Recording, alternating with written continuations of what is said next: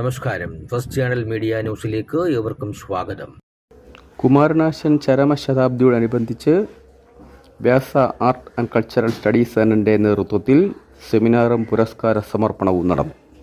The south park Travancore ഹാളിൽ നടന്ന പരിപാടി മുൻ പ്രതിപക്ഷ നേതാവ് രമേശ് ചെന്നിത്തല ഉദ്ഘാടനം ചെയ്തു.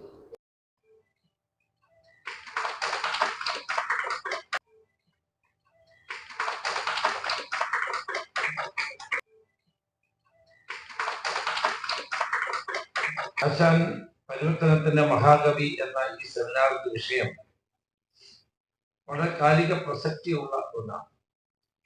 സ്നേഹഗായകനാണ് മഹാകവി കുമാരനാശാൻ. അദ്ദേഹത്തിന്റെ കവിതകൾ കേരളത്തിന്റെ സാമൂഹ്യ ജീവിതത്തിൽ വരുത്തിയ മാറ്റങ്ങൾ ചെറുതല്ല. എഴുത്തച്ഛനും കുഞ്ഞൻ നമ്പ്യാർക്ക് ശേഷം മലയാള ഭാഷയ്ക്ക് ലഭിച്ച മഹാഭാഗ്യങ്ങളാണ് ആശാൻ, ഉള്ളൂർ, വള്ളത്തോൾ എന്ന മഹാകവിത്രയം. ഇവരുടെ സംഭാവനകളാണ് മലയാള ഭാഷയ്ക്ക് ശക്തിയും ചൈതന്യവും പകർന്നു നൽകിയത് എന്ന കാര്യത്തിൽ സംശയമില്ല. മുൻ MP പന്ന്യൻ രവീന്ദ്രൻ വിശിഷ്ട അതിഥിയായി. ത്തിന്റെ അതിർത്തി ലക്ഷ്മണരേഖ അത് ആശാൻ വരച്ചത് മലയാള സമൂഹത്തിന് സത്യത്തിന്റെയും നീതിയുടെയും നേരിന്റെയും വഴി കാണിച്ചു കൊടുത്ത ചതി അവിടെയുമില്ല മുന്നില്ല. നമുക്ക് പലപ്പോഴും ചതിയാണല്ലോ വിഷയം.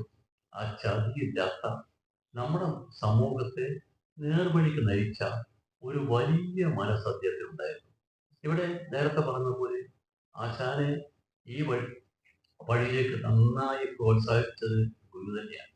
ഗുരുവിന്റെ വഴി തന്നെയാണ്, ഗുരുവിന്റെ മാർഗമാണ് ആശാൻ സ്വീകരിച്ചത്. Mohandas college of engineering secretary Rani Mohandas ആമുഖ പ്രഭാഷണം നടത്തി. Thiruvananthapuram university college associate professor doctor Ajayan പനേറ വിഷയ അവതരണം നടത്തി. മുക്കമ്പാലമൂട് രാധാകൃഷ്ണൻ അധ്യക്ഷനായി.